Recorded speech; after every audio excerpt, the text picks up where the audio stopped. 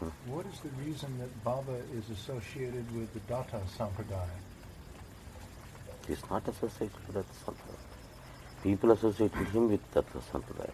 Because in Maharashtra, every guru is associated, is connected to Datta Sampradaya.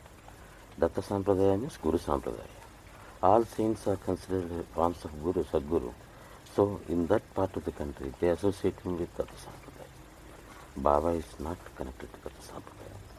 So there's no basis, There's no basis from Baba's side in his life for that. So he didn't himself give grounds for that association. And what is your feeling, your opinion about the association of a Kalpat Swami with Baba? As he was associated with many other saints, he was associated with it. How he was associated with all the beings. But there seems When to somebody gave a piece of bread to a dog, he said he gave it to me. He was associated with that.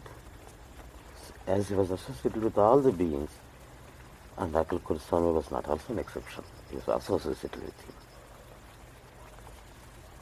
And he associated himself especially with all the saints. Now, I have a question about karma yoga. It's said that one of the Gita's great contributions is the idea of nishkama karma. How would you explain this? What does it mean to work with no desire? And specifically, I'm wondering, if one has no desire in doing the work, then what is the motivation actually for doing it at all? I mean, if one, what is karma yoga? What I have been trying to make people do here around me is karma yoga. People come, they want to write something, but I never give an assurance that it will be published. They write as an expression of their love. That is what I always do, whatever you like, but as an expression of your love. When people come and do many things here, the so-called contributions, but never they were acknowledged. He has done something, he has done something. And people also, naturally they go and get into that groove. Do something, they do it without being, with the desire even to be acknowledged. For the sake of? Just an expression of their love, that's all. Not with any desire. The desire even to be acknowledged by me, to be praised by me, even that is also not there. If that is there, it's gone, it is karma. And that is why I immediately discourage it. If anybody tries to draw their attention to what they have done, the small things that they have done, it's not because that I don't want to put them down, because it is the seed. One has to do things with all the things here around me. They have no other motivation except an expression of their love. Then the love expresses itself purely. And when it doesn't apply to the Guru in the rest of our life, it's not possible. Then it should be a goal, like ideal. What? It should be a goal, an ideal, but it's all very abstract. But usually it should be towards a divine form. Then the love should be expressed like that. It is possible for it to be expressed. There should be some object on which the love has to be manifested. Shopping, cooking, doing the dishes, writing letters. Everything.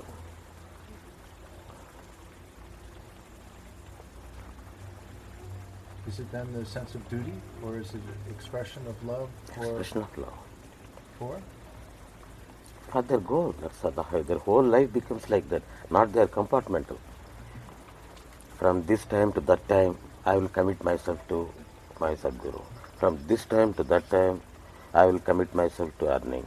From this time to that time, to my father, my mother, my husband. This time to this time, my children. No, it's not like that. Everything in the life should become expression of that. They love. They do all the work, but with a difference, as I told yesterday, the other day.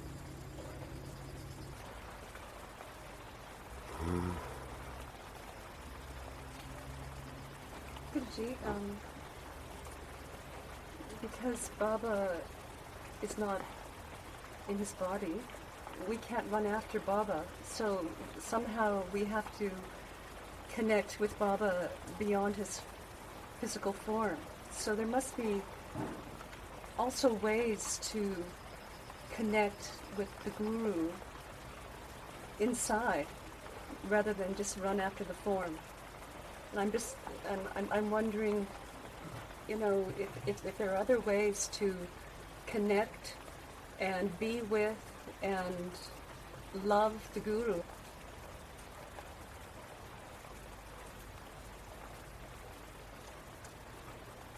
Actually, that is what all people are doing in different ways. To make their lives in tune with Baba is making it more and more concrete. Feeling Baba in every walk of life, in every step, in every breath. But that's internal. It's internal. It's internal. It's internalized.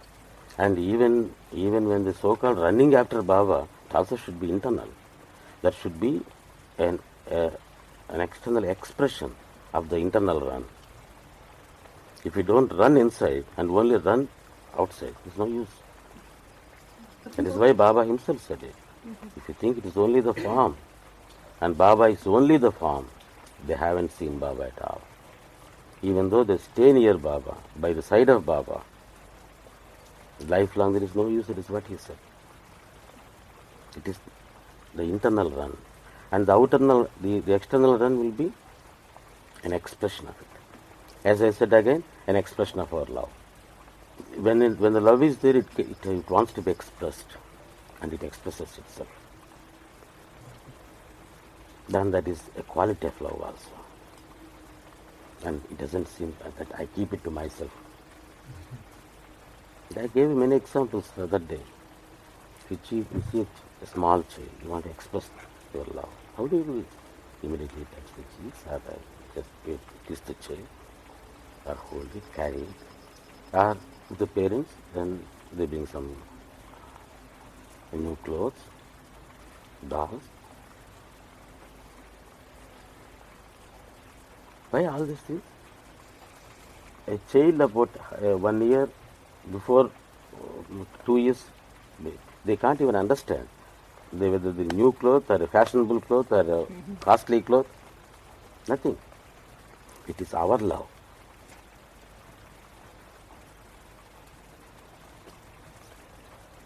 Whether you put a 1,000 rupees frock or a 10 rupees frock on her,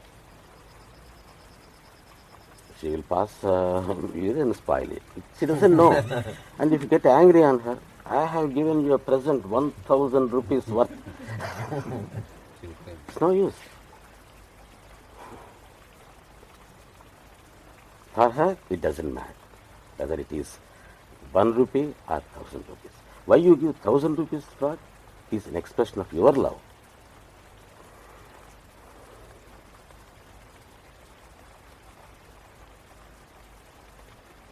Just as that we react to a child, how we express it.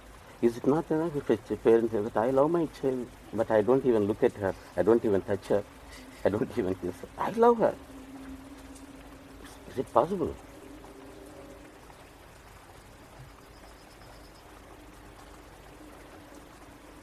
It slowly withers away. If it is not expressed, a love which is not expressed, slowly it withers away. Slowly it is faded. It gets weakened. It's the more and more it is expressed, the more it gets strengthened.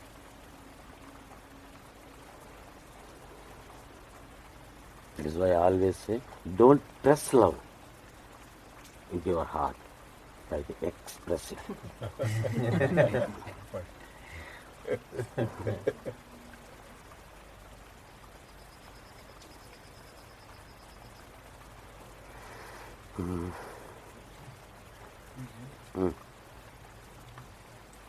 As time goes on, I become more and more aware of my own weakness. Weakness of character, weakness of mind, weakness of resolve, and the overestimation of my own capabilities, intelligence or knowledge, and so on. And I really need help, Guruji. Please. I want to restore humility, at least to be receptive to what you so freely offer. But I feel I come so often with a cup, a bowl the wrong way up, or I come to you with a bowl full of stuff. And I don't know what it is to come with a bowl empty. I want to know, please would you really help and tell me what it is to stand before, kneel before you with an empty bowl.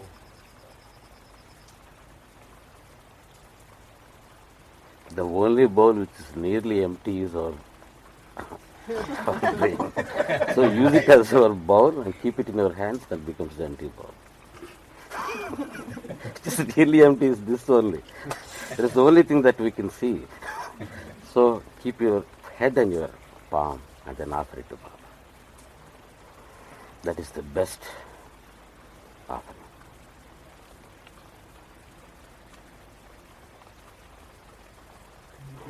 I had that imagery in those days in my mind that one has to offer the head to Baba, keeping the head. And one day it so happened that somebody showed me a photograph. I think in the beginning days of Tiruvannamalai, in this people came, that somebody was offering to Kali just a headless, only just the trunk, the body, and on the palms the head is there. That image is so beautiful.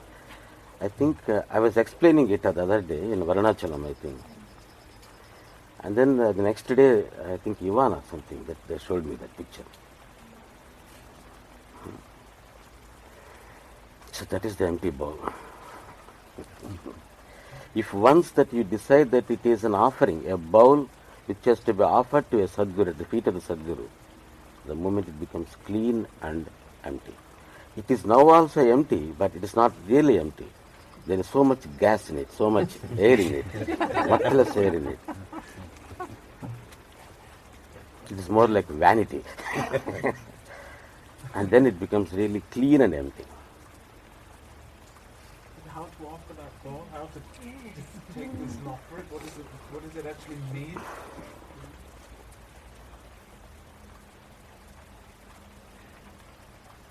When it comes to an offering, the focus is on the Sadguru. Then I can give 1,000 examples on that.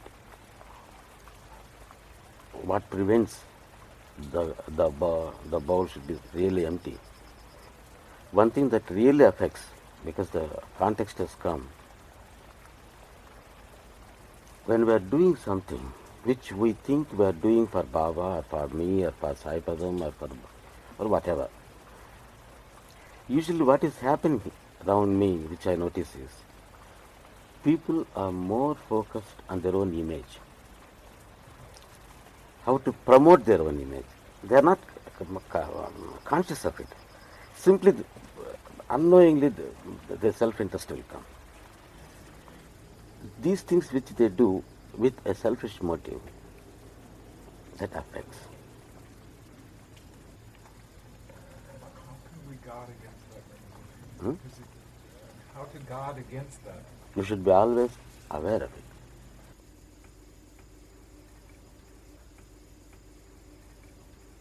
What else? Saipatham is a way of life. It is a way of attitude. And it is our aptitude. So the magazine is also associated in that sense.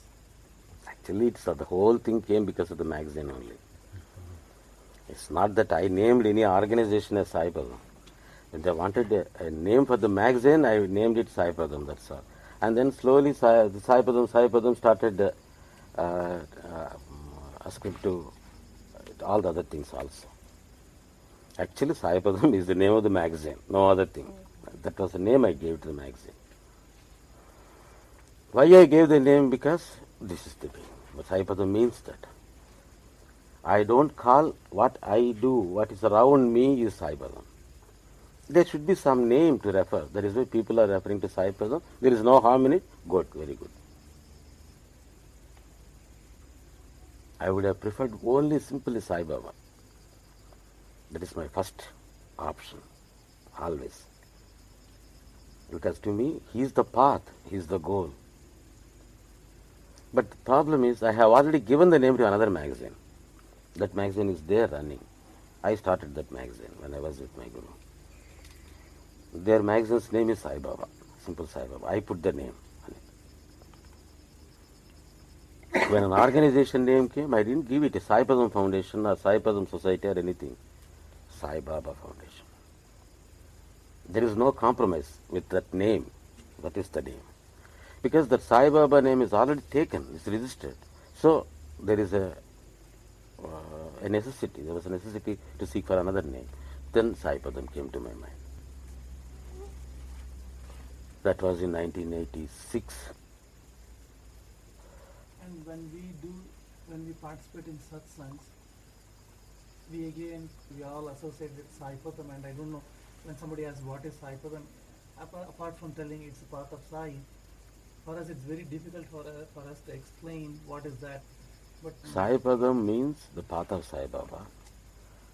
Because we do not know what is the path of Sai Baba, we are following the path of Sai Baba as defined or as expounded, as described by so-and-so. It's clean.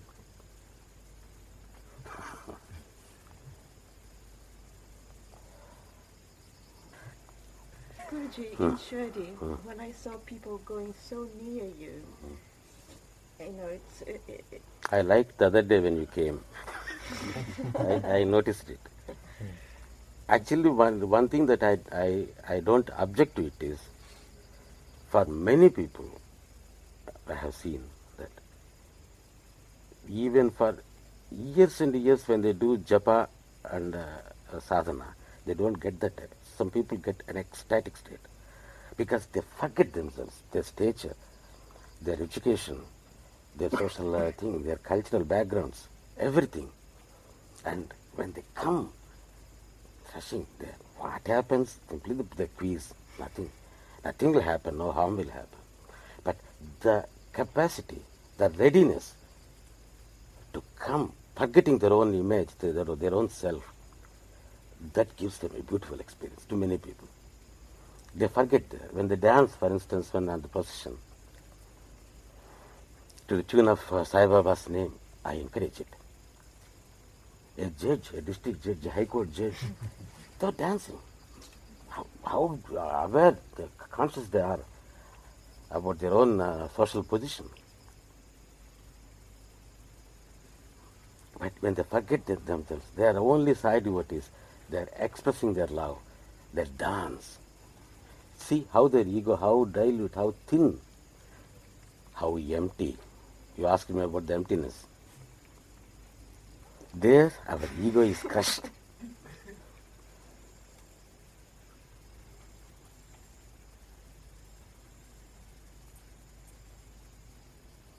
In Vartalapam, it's a beautiful expression. So when devotees came and then they met Swami Prakashananda and asked him, whenever they offer any gifts, he won't touch it. Such great people are ideals to me. And he never touched any gifts. And then that man asked, is it not said in the Shastras, even in Bhagavad Gita, that whenever you go to a saint, a guru, that you should not go empty-handed. At least a leaf, a flower, a fruit, something should be there, should offer it.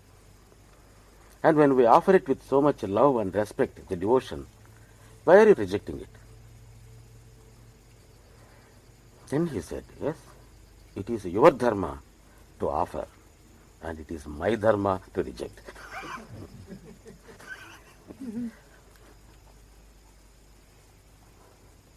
They may be paradoxical, self-contradictory, conflicting, but there lies the beauty of dharma.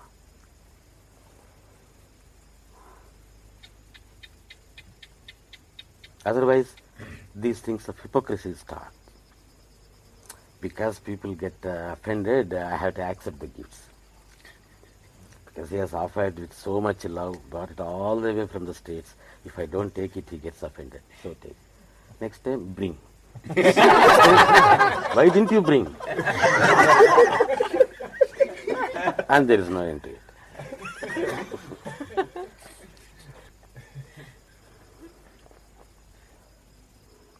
No compromise with it. Because it is so dangerous. The world is so tempting. It is always trying to bounce upon you and then pull you down.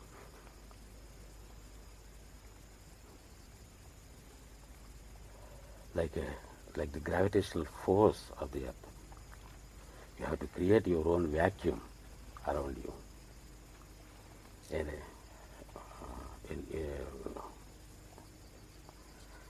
zero gravity environment.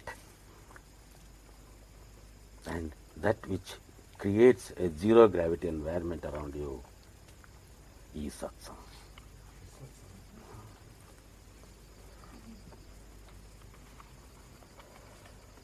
Like an astronaut who wants to soar high up to the stars. What preparation that he needs is to create that zero gravity environment. If he is not fit, he can't soar high.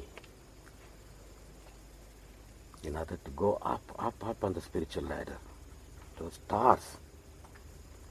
And if you want to become an astronaut, create that zero gravity environment here and then try to practice it.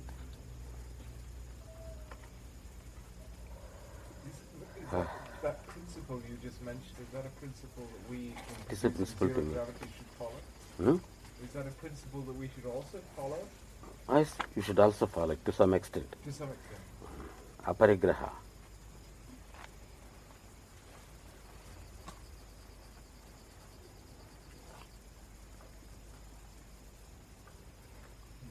In this path, one should not even vaguely get the idea that you have sacrificed something, you have given up something. The sense of loss, that is not good. I don't believe in that kind of renunciation at all. Nobody has renounced anything. They got something. I don't see the other side of the coin. Buddha renounced the world. No, I don't say it. Buddha got enlightenment in Nirvana.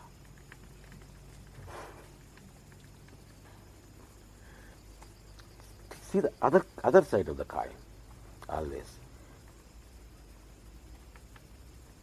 When you are coming up the steps, you are going up one by one step. I am going up one step. I am climbing another step. You are gaining one step. But don't say that, oh, my other step is lost.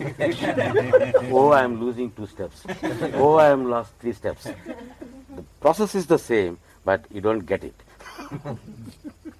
It is just like that. Both things happen. These things are also there. You lose. But that is not loss.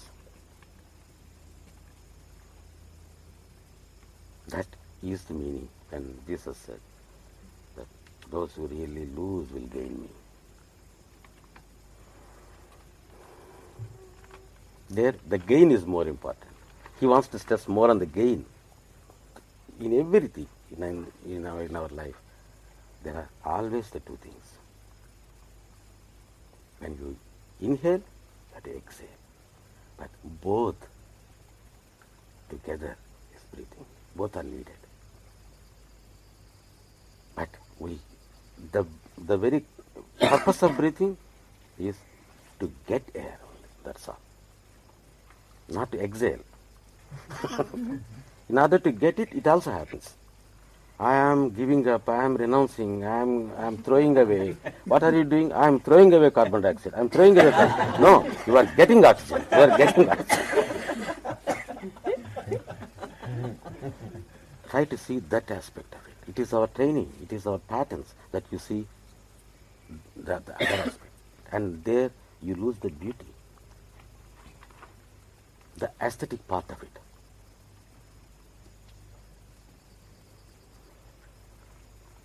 It's all, the whole life of the spiritual life is the life of, it's an art, it's an aesthetics, that's all.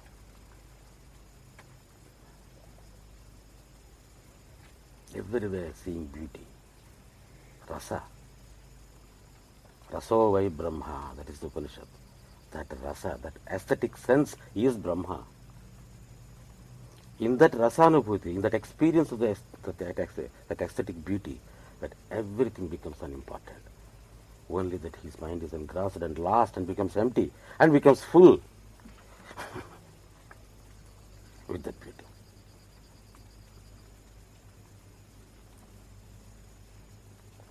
One should have that rasanubhuti, that seeing things, the beauty in it, beauty in everything, beauty in every aspect. It may not be beauty if you say critically. Even a painting of Picasso can be criticized. Those who don't have any idea of what is this painting, nonsense. This nose should not be like this. This should be like this.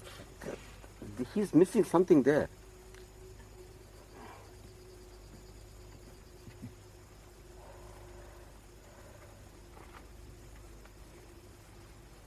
Is it because also of the same concept and looking at the negative side that you feel frustrated or trying to Negative is also not a, I don't call it negative because I don't find any other word. I am calling it negative. It is not negative. It is another aspect of it which makes you lose the awareness of beauty, whatever it is. Whether it is so profound, like a Shastra, like scripture, if it makes you so dry and drab, so unesthetic, give it up. Not that it is bad. If you can be able to try to see that all the scriptures are the expressions of their love. What are they? See? The Vedas clearly say that. What are the Vedas? The whole mantras.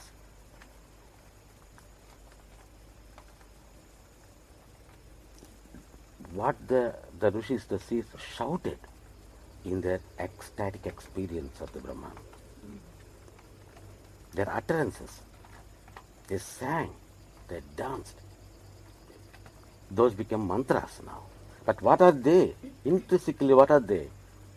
They are the expressions of their own ecstasy, the ecstatic love of the Brahman. That experience, whatever you call it. They're all the scriptures are the expressions of it.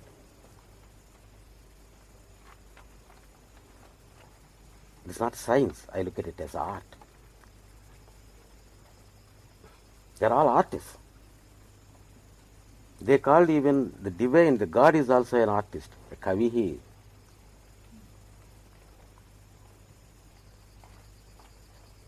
So everything is a piece of art.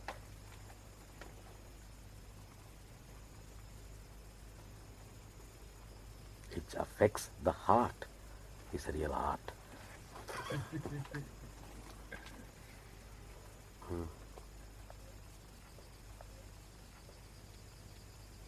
like you're saying, like focusing too much on the byproducts, like instead of appreciating how much we are getting closer to our object of love, instead of looking at that way, we are looking at, oh, I've been with Guruji, you have been with Baba for this, still this weakness is there, still that weakness is there.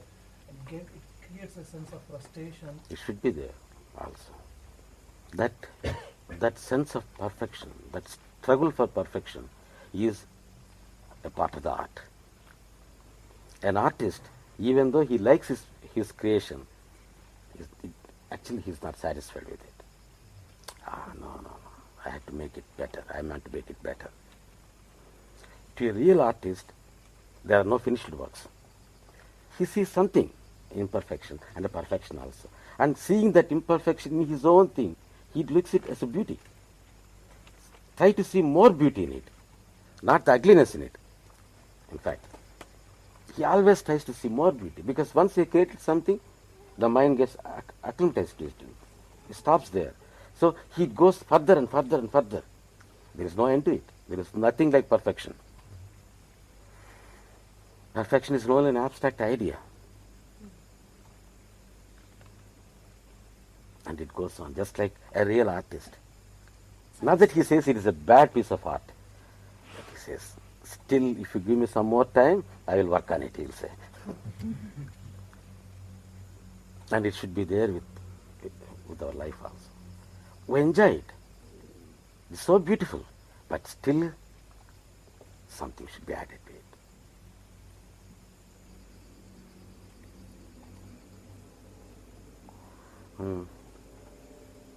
Does that mean we will never experience a sense of completion? Yes, he feels a sense of completion.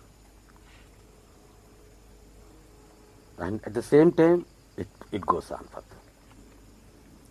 That is a state which very difficult to define in ordinary examples.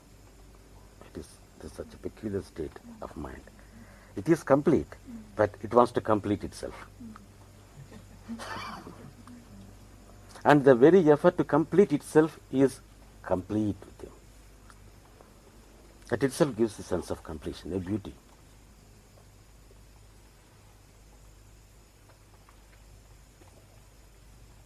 There is no end to it. It is not incomplete. It is not ending. It is unending. Because it is so complete, you want to go on. And if you realize that it's completely complete, it becomes stagnant, static. No, it should not be static. It should be so dynamic. So it tries to see the ways of creating more beauty in it, more fulfillment, more happiness in it, and it goes on.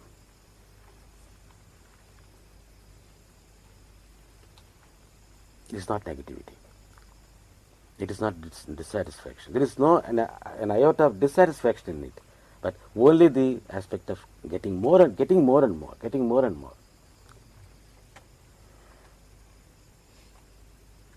Actually, the funniest part is, even in Vedanta, people say Brahman means complete, absolute. That is usually the meaning that they give. Absolute. What is absolute? Brahman is absolute. What is perfect? Brahman is absolute, perfect. But the word Brahman itself is not perfect. It is unendingly unfolding, growing, developing. Bruh. It comes from the root, which is unfolding itself. To where? There is no end to it. It is unendingly unfolding, infinitely unfolding. That is Brahman.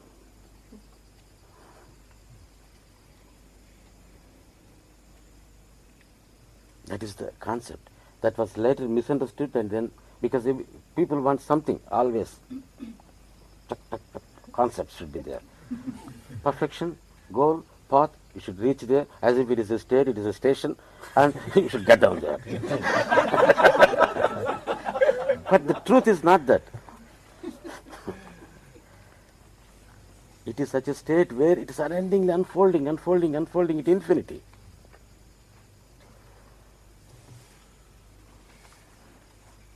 It is infinitely finite and finitely infinite.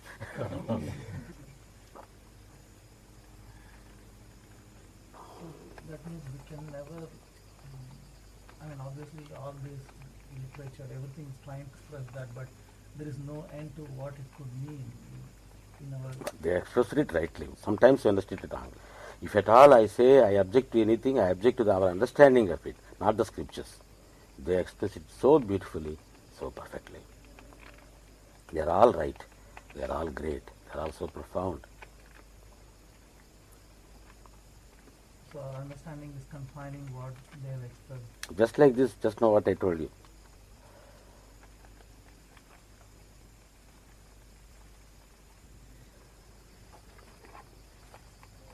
To go back a couple of steps. Okay, go back. For Baba also, things are endlessly unfolding. Yes, definitely. Endlessly unfolding. I missed that. He is not a static person. No, I don't see him at all. Even if you say that he is perfect, nothing above for him to take, I don't like that. He is so perfect that he is infinitely growing and growing and growing. There is no end to it. What we see is that element of growth, that principle of growth, unfoldment.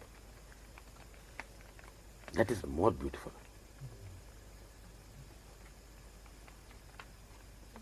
I don't like to see him as a plucked flower. It's a flower on the tree. So he embodies that principle, He embodies that principle. and nothing is ever complete. Nothing is ever complete. But every time it feels as if complete. But it goes on, completing itself. The complete trying to complete itself. That is the beauty of the principle. Isn't all life doing that? Yes. Yes.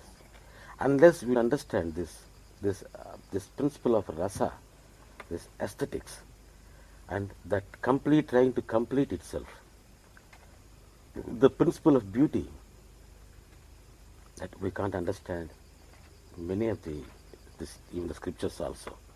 That is where everything stops there. The Brahman is perfect. The whole world manifested from it. Why it manifested? Maya, illusion, delusion, ignorance. Why? To whom that Maya? He manifested the whole world from himself. Why he has to manifest? Why? Is there no work for him? Why? If the Brahman is really complete, fulfilled, satisfied, why he has to manifest himself in these so many forms? What was the necessity for him? Or if you say it was not the Brahman, it was something else, the Maya, where is the Maya? If the Brahman is everywhere and everything, if it is complete, so it is not complete. Unless you understand this principle, that Brahman, he wants to create, see beauty, he wants to enjoy himself more and more. It is a part of his self-enjoyment. Not that he is incomplete, not that he is finite, not that he is not perfect. The perfect trying to see the perfection, enjoying and experience his perfection.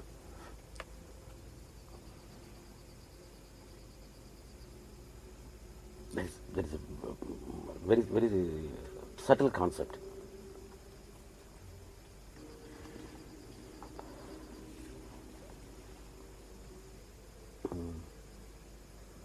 What else?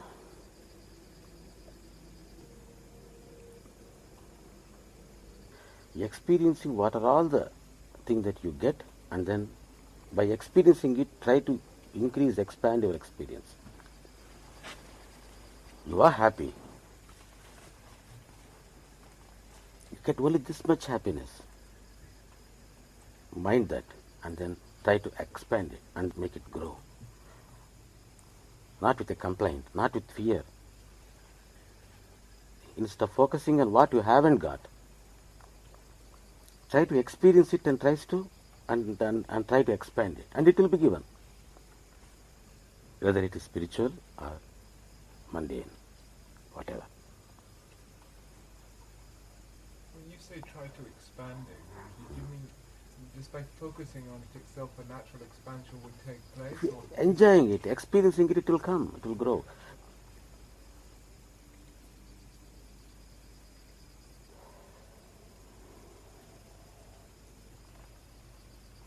What else?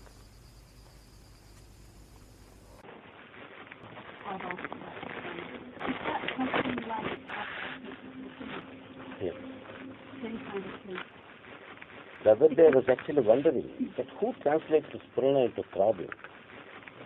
There are two words in Sanskrit. Many people get confused between Spandana and Purana. But Spandana means father. The exact literal translation of Spandana is father. Purana is sister. I explained to you the other day. Yeah. Is that something that everybody has? But it was such a vague Spurana. For Bhagavan, it was such a strong Spurana. You almost remember it. It almost rings a bell. But for us, the bell is ringing, but you don't hear the bell. For him, you have the bell.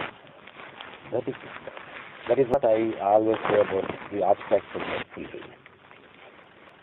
He called it Arunachala, and I call it fulfillment. And that abstract sense of fulfillment gets concretized when you come in contact with effort. When you see Baba, when something triggers, just like the name of Arunachala, triggered at that time in Bhagavan's heart, his Purana became more manifest. For us, this becomes here. So I get the peace, I get happiness. No reason. Life. And you can't stop loving him. You become helpless in loving him, even though sometimes you don't want him. You're trying to find reasons why not loving him, right? How not to love him. But still you become helpless. That is this problem. Okay? Right? You are right. It's what I mean. That is for us. And in fact, Bhagavan's life, what he did was in fact what I am saying right. Everybody has an abstract set of fulfillment. When they come in contact with the Guru, it will be triggered. And the whole, our life becomes a concretization of that abstract sense of fulfillment. Here, we are sitting at his feet, a great man who lived what I was saying. He showed us that. In Bhagavan's lifetime, what was his first thought when he came in contact with the Guru? So what was that thing? What allowed him to contact? For him, he suddenly heard Arunachala.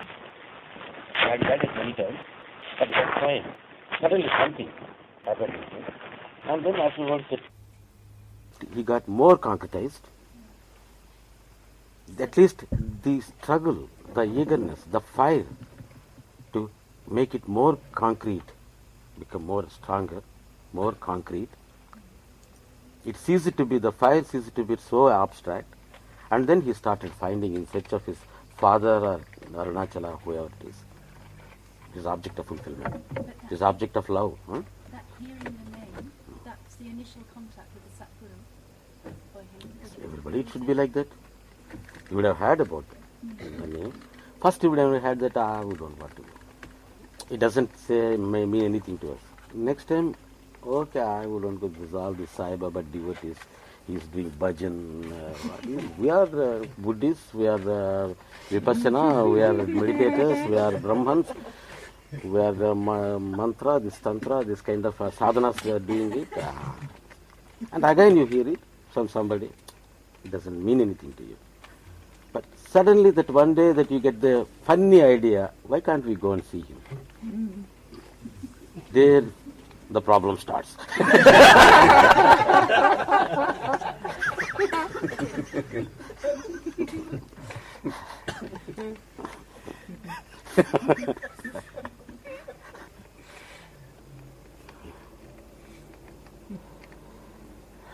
And people are drawn by different, various pretexts.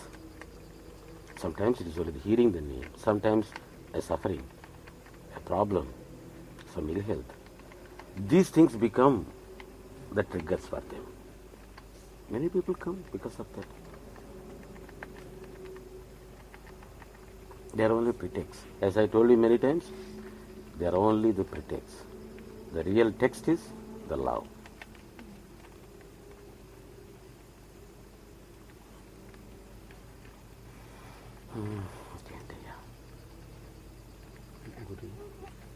Why is the human mind is not always consistent? Always changes. Because it is human mind. It's the nature of the human mind. Because it is mind, besides it is human, it is not consistent. What is normal spirituality? Normal spirituality. Whatever it is, normal spirituality is expanding. Expanding. And experiencing more and more the happiness, the love which is triggered in you by a Sadguru.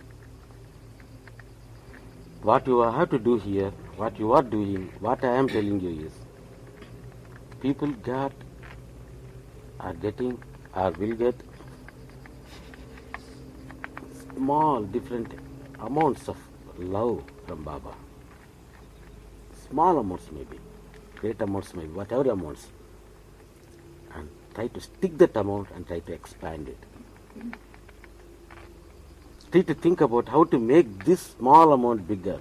In which bank it will become more interest. Make it bigger, make it bigger, make it bigger. Make it a good investment. That Baba has given you. Make it as an investment and try to expand on it.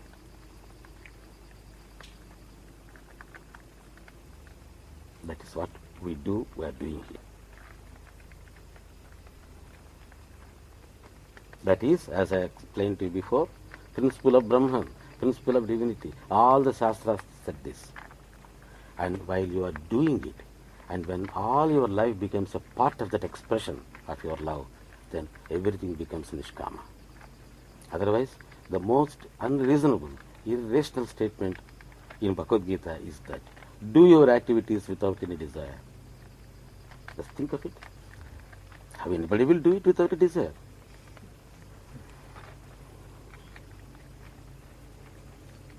Desire means what he didn't say desire. That is not actually he meant by it. Thinking about the result. That is what he said. People interpret it like that. Nishkama karma means activity done without any desire. No. Activity done without a desire for thinking about the result of it. Worrying about the result rather. Getting too secure and worried and fret and fume about the result. And how it is possible? Normally it is not possible. Out of question.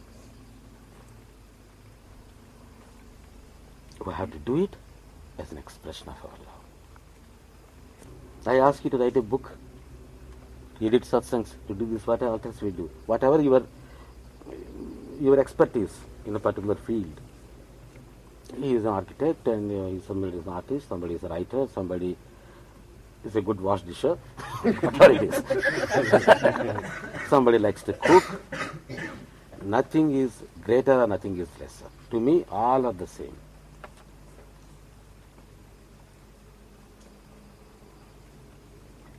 A clean glass, a tumbler, a plate which comes out of the kitchen, to me as important as Shirdi guide. There is no difference at all to me. Because they are both should be your expressions of love. Of course, some may be useful to others. That is a different matter. In that sense, not equal.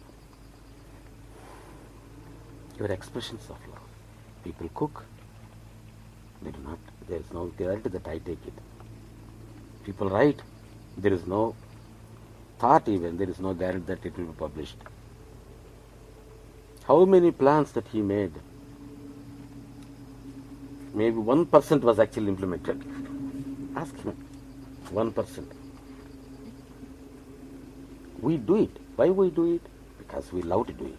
Because it is the way to connect ourselves to Baba. It is our expression of love. That is the end. That is the means and that is the end. We got the result. By doing it, you get the result. Not that it is result oriented. It is not a path in order to get a result. The path itself giving you the result. By doing it itself, you are getting the result. That is Nishkama Karma. That is Karma Yoga. I don't call it Nishkama, Karma Yoga. Activity itself is yoga. Whatever you do, writing book, washing dishes, this is yoga. And I am making in my own limited way,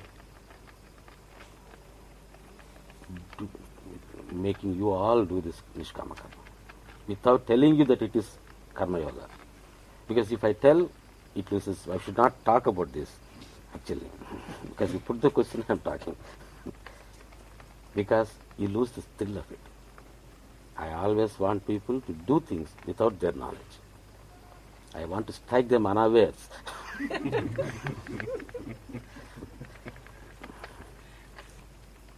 Everything in our part, when you go to the office,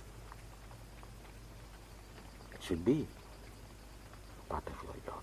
And you do it. You do it perfectly. The best.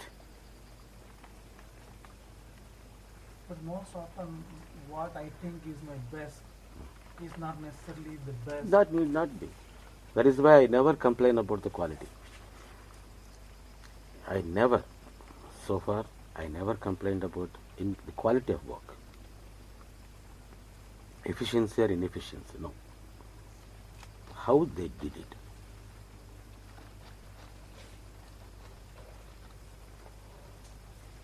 First, try to practice it with those things which are connected to Baba. This becomes the practice. Because the world is so deluding that you can't get the point there. It's very difficult. So we get the practice here. It's easy here. Because here we have a goal, we have love, we have a focus, and you can do it. And this is all the practice. How you can apply it. Once that the mind knows the taste of it, it gets this pattern here, then it can apply it to other walks of life.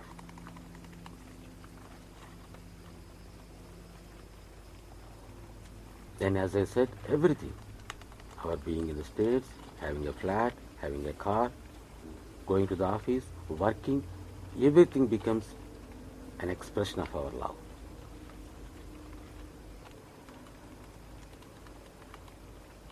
But what we have to concern is about the love only, that's all. Once that love is there, it expresses. If that is not there, then we simply call things as expressions. Without love, hollow expressions will be coming. So take care of the love, and Baba will take care how it will be expressed. And be ready to express it. Be anxious to express it. Be eager to express it. Grab every opportunity to express it. The more you express, the more it becomes strong. The more it grows. But most of the time the opportunities are presented when we are sometimes not ready. Okay, just before I fly to US, if somebody says, okay, that Guru Bandhu needs this, can you go get it? I know that I don't have enough time, but still I want to do it. But I know I may not be able to really, do as much research had I had time. That is our, again, old habit of achievement, sense of achievement. Once that sense of achievement comes, you lose the art of it. You stop enjoying it. And it kills your efficiency also. I think in many satsangs I have given some examples how the sense of achievement kills our efficiency. Is it perfect what we are doing? Maybe some mistakes are there. We have to see that and how people will think about it, how this will be presented, how this is like that. The more you think about it, there will be mistakes. One or two examples, the normal 1000 times I have given these examples. Now, speech. Everybody speaks, everybody expresses. When you are at home, you give lectures. Now we go home and then one of your friends asks you what Guruji has said in that satsang. Then you give a lecture. He said it like this and that. Beautifully explain and expound. And that friend gets so much enchanted by your discourse. He says that, oh, Prakash, I will arrange a meeting tomorrow. There will be a big gathering and give a discourse, a public speech on it. There comes the problem. Once you go on and stand on the dais, nothing comes from the pulpit.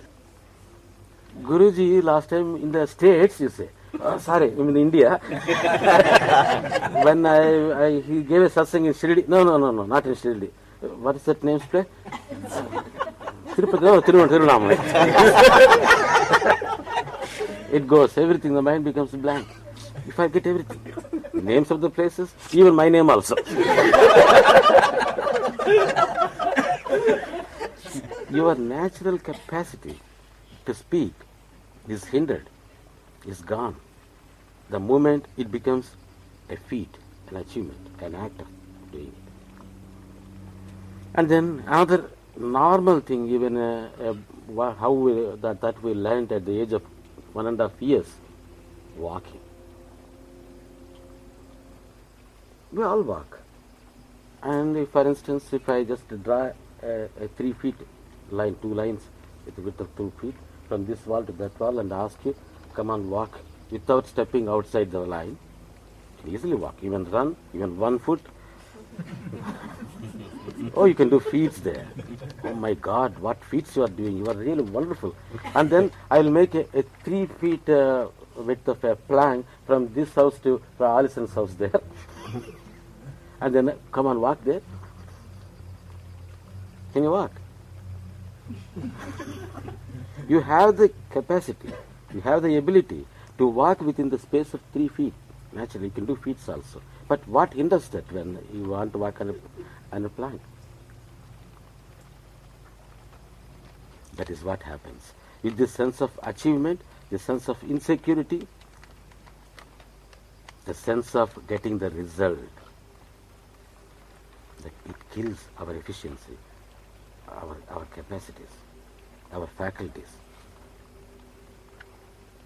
and stops us enjoying the life. Here you walk and you enjoy, you make feats and you are happy. There, oh my God, what happens if I fall down? That will be more, what I said, the other aspect of it. If you focus on walking, here you are focusing only on the walking, you walk happy. The same thing. This is what is happening, but with a difference.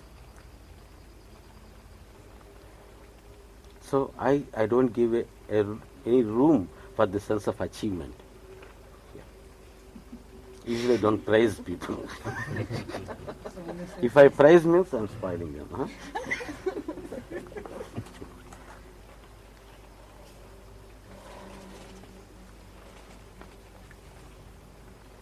What else?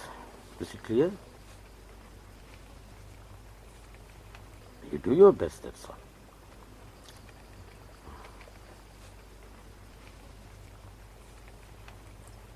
As I told you, I always remember that. Just to think whether the uncertainty, whether we will be there tomorrow or not. Who knows? Then what happens to all these things? Kare Rajulu Rajamulu Galgavi, Vareri, Srim Mutum Gatukuni Potang Darade, and Potan Jupiter. Always we have to remember. What happened to all of them? And in this short span, okay, I have a full life by Baba's grace. Because Baba is there, he gives me full life. No problem with it. I will live 20 years more. And then does it mean that the 20 years Baba has given, we have to live in this kind of life, wretched life? Happily live as if that there is no tomorrow. As if there was no yesterday. This moment is the real truth, it is the real reality. Live a fulfilled life with art. Live like an artist.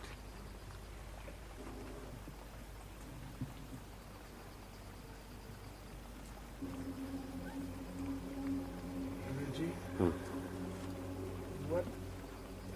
in essence, what happened with Pundi Swami for you? Was it something that was subtracted? Something that was added? I don't know what happened, but I was happy. I am happy. I have been happy. What was the And difference before nothing and in the after? world is capable of disturbing me, disturbing that happiness. That's all happened. What he did, I don't care. That is his headache. Why I should bother about it? What was the difference before and after? Before, at least I had that. Achieving something. Not having something. To get something. Worried about my own concepts. Something I want. I don't know what it is and how to get it.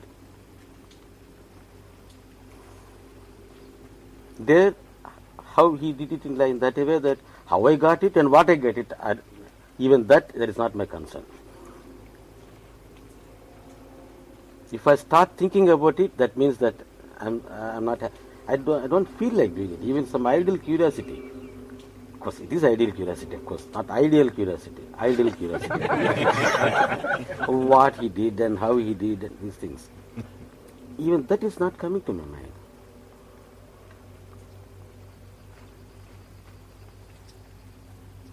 And some people come to me even and then they say that you have done it to me, Guruji. I don't know what I have done to them. Honestly, I am telling you. It's happening. Baba is doing it. I know I am not doing it. I am happy it is done. And if it is not done, that doesn't disturb my happiness. I know why he is not giving.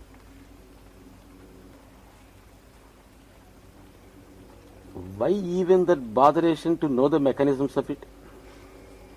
Happily enjoy it. I got such an inheritance, happily enjoy it. I am enjoying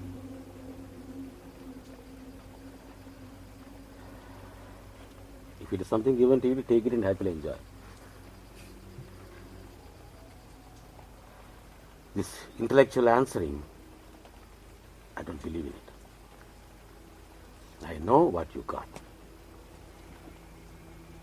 Focus on that. Make it as an investment. Try to experience and grow. Make it grow. Be happy. Why I am sitting here? Because it makes you happier. There is no other reason. I am not here to uplift you, to teach you, or give a discourse. No. Simply because you are like to sit with me, and I also like it, and we are all happy you are sitting. To me, there is no other significance or meaning in it, because it makes you happy. There is no giving, there is no guarantee, there is no warranty. There is no principle of faith, trust, nothing. Stick to your experience, whether it is small or big, and if that gives you happiness, happy New Year. I want to see happiness everywhere, beauty everywhere, fulfillment everywhere. It's not that amount, calculation.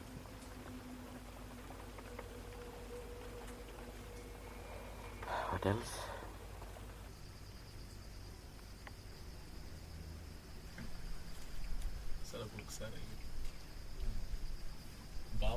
Oh my God, some people start thinking.